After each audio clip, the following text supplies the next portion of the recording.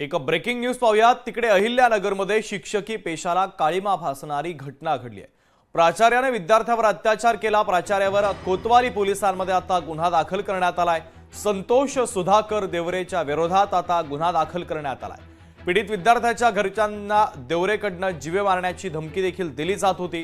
गुन्हा दाखल होताच हा प्राचार्य देवरे आता फरार झालाय। तर देवरेला पकडण्यासाठी पोलिसांची 3 पथकं देखील रवाना झालेली आहेत। तर या प्राचार्याने विद्यार्थ्यावर अत्याचार केल्याची धक्कादायक घटना घडलेली आहे। एका खासगी महाविद्यालयाचे एक प्राचार्य आहेत। त्यांनी त्यांच्याच शाळेतील 9 वर्षाचा मुलगा बालक याला तो बालक आणि ते आरोपी जे आहेत ते एकाच बिल्डिंगमध्ये राहतात। तर ते शाळा सुटल्यानंतर बालकाला स्वतःच्या रूमवर बोलवलं आणि त्याच्यासोबत अश्लील चाळे केले, त्याच्या अंगावर झोपले।